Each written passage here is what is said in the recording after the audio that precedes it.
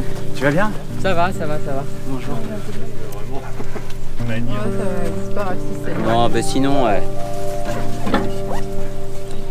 Un petit râteau? Bah c'est bien. Voilà, Bon bah c'est fini alors en fait. Allez, on peut y aller. L'apéro. Les mauvaises herbes comme ça, tu peux les arracher aussi. On est là.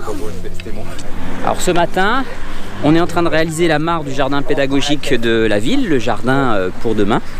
Donc avec des volontaires avonnais, des adultes et puis des enfants. Donc le trou, l'essentiel du trou bien sûr, parce que c'est un gros travail a été fait par les services techniques de la ville à la pelleteuse, mais pour tout ce qui est finition, là on est en train d'égaliser les bords, on retire tout ce qui est racines, gros cailloux. La grande mare du jardin pédagogique. C'est bien ça, un jardin comme ça? Oh bah non seulement c'est bien, mais c'est merveilleux un jardin pédagogique. Ça attire tout le monde, les gens du quartier, tous les gens qui ont envie de jardiner, qui n'ont pas de jardin. Tous ceux qui ont des jardins et qui peuvent donner un petit peu de conseils, qui ont un petit peu l'habitude du jardin. Puis pour les enfants, c'est un endroit où connaître les plantes, rencontrer les poules, se rencontrer, faire des choses ensemble. C'est vraiment indispensable. Ouais, ouais. Il devrait y avoir ça dans toutes les villes, un jardin pédagogique. On termine la mare avant de mettre les bâches pour éviter que évidemment l'eau ne s'infiltre dans la terre. Donc en fait on va l'inverser, on va en mettre 2 morceaux. Oui, c'est la piscine jacuzzi pour tous les parents qui sont stressés, qui ont une vie de dingue. Voilà, ils pourront venir tous les jours. C'est comment effectivement installer une bâche géotextile. On a un grand morceau mais il faut qu'on le coupe. Et il faut qu'elle déborde un petit peu. Donc c'est des maths effectivement. Tiens Robin, faut que tu tires vers toi un petit peu s'il te plaît. Ouais, c'est bien là. C'est lourd. Ouais, mais il est pas très fort, David, c'est ça le problème. Attends. Faut qu'il y en ait qui restent là Pour la tenir? pour la tenir. Parce que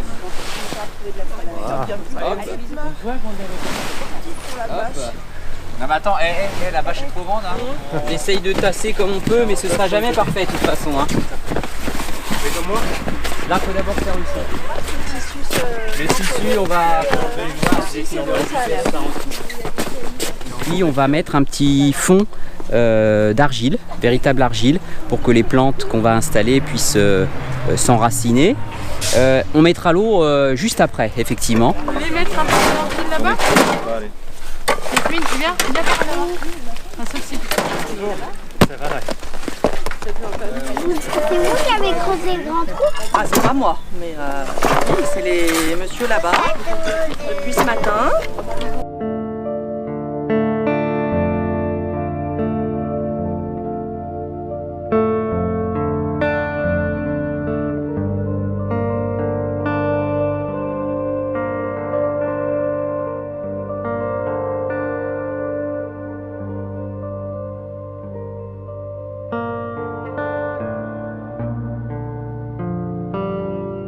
Les bonnes volontés sont réunies autour de projets comme ça, fédérateurs. Et c'est toujours les mêmes qu'on retrouve, mais c'est des projets aussi qui tiennent à cœur, la nature, la solidarité, le vivre ensemble. Forcément, quand on est intéressé par ces sujets-là, on se retrouve toujours tous autour des ateliers proposés. Donc aujourd'hui, apprendre à faire une mare.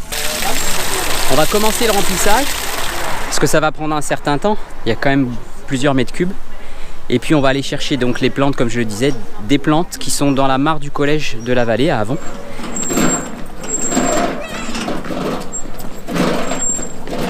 Donc cette mare elle existe depuis très longtemps. Il y a beaucoup de plantes naturelles qui sont venues s'installer. On ne les a pas plantées. Des massettes, des iris d'eau, des nénuphars. Et ces plantes ont tendance à envahir la mare, donc on va en prélever quelques-unes et les installer dans la nouvelle mare du jardin pédagogique de la ville. C'est pas grave, si ça se déchire, c'est pas grave, les plantes vont pas en mourir pour autant. Allez, bonhomme, allez, courage. Allez, pivotez.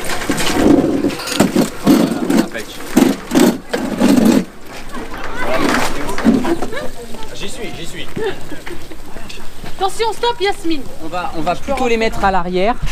D'accord. À l'arrière, là, derrière vous ou de l'autre côté, et laisser un espace ouvert au niveau de la mare sans trop de plantes. Pardon, il faudrait qu'on puisse passer. Dedans. Donc en même temps qu'on transfère les plantes, on transfère aussi des animaux ou leurs larves ou leurs œufs. Donc on fait 2 en 1. Alors surtout pas de poissons. Parce que ils vont dévorer tous les œufs, les larves, et donc ils feront disparaître toute cette faune naturelle qu'on souhaite dans cette mare. Donc surtout pas de poissons rouges, surtout pas de grenouilles, encore moins de tortues, de florides ou autres, parce que ça va complètement déséquilibrer, voire même vider la mare. En fait, le jardin pédagogique de la ville est partagé en 3 zones. La zone potager avec la mare, la zone verger qui est ici, et puis vous avez la zone poulailler. Donc le poulailler du jardin pédagogique est ici. L'abri a été fabriqué par les élèves de la SECPA du collège. Et donc nous avons actuellement 6 poules pondeuses et 2 coqs. Voilà. Donc tous ceux qui le souhaitent peuvent... Voilà. Aider au fonctionnement du jardin. Voilà. Donc 6 œufs qu'on date avec un simple crayon de papier. Voilà, vous avez ici la date, le 26/10. Donc on se rend bien compte que ce ne sont pas des poules en batterie. Voilà. Donc voilà madame, ça vous fera 2 €. Merci bien. Merci infiniment. Merci, je vais les déguster avec plaisir. Merci. On utilise tous les restes de nourriture de la cantine du collège. Donc tous les midis avec des élèves, on vient et puis on leur verse les restes de riz, de pâtes, de viande. Elles adorent la viande. Elles sont même capables de manger du poulet. Les poules mangent du poulet. Et dans cette zone verger, comme ailleurs d'ailleurs, on a voulu mélanger le cultivé et la zone naturelle. Donc à côté du jardin potager qui est cultivé, on a une mare qui va accueillir une faune sauvage, insectes, libellules, qui aident le jardinier. Et ici c'est pareil au niveau du potager, du verger, pardon. On aura des bandes d'herbes dites à fauchage tardif, c'est-à-dire qu'on ne tombe pas à ces zones-là.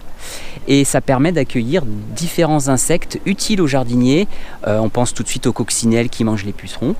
Comme d'ailleurs au niveau du poulailler, les excréments des poules vont servir à enrichir le sol du potager. Donc c'est vraiment le mélange du cultivé, comme je l'ai dit, et de la zone naturelle. On a ici une jachère fleurie qu'on a semée au printemps et qui a permis de nourrir différents insectes utiles aux jardiniers. Je parlais des abeilles qui sont extrêmement importantes pour polliniser les arbres fruitiers du verger. Alors on est ici du côté potager du jardin pédagogique de la ville d'Avon. La récolte a eu lieu il y a 15 jours avec les enfants du collège. Donc on a cueilli les salades, frisées, scaroles. On avait aussi des potirons, on les voit encore quelques-uns qui sont là-bas au fond. On avait quelques courgettes et on a tout vendu avec des enfants. On a vendu ça sur le marché du Vieil Avon le samedi 21 toute la matinée.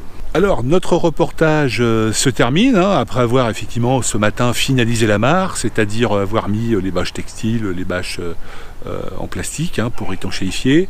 Ce petit endroit au cœur d'Avon qui appartient depuis toujours d'ailleurs à la ville, puisqu'autrefois c'est un jardin qui a été prêté à un propriétaire voisin et que la mairie a récupéré. Alors ça a été récupéré, il devait y avoir un parking, heureusement grâce au travail des associations, ça a pu être préservé et en conseil municipal une décision a été prise de garder ce terrain naturel et d'en faire un jardin pédagogique où à la fois les enfants des écoles pourront venir voir un petit peu comment ça se passe, comment on plante des légumes, comment ça pousse, les différentes techniques pour que ça pousse. En bio bien sûr, sans pesticides, avec des méthodes naturelles, comme l'expliquait le professeur Olivier André, c'est-à-dire en utilisant les insectes qui vont venir dans les endroits à fauchage tardif où on va laisser pousser l'herbe. Cette mare également qui va attirer des insectes. Donc ce qu'on vous propose, c'est de revenir au printemps pour voir ce que sera devenu la mare, et puis tout le jardin potager, et puis tout le jardin dans son ensemble.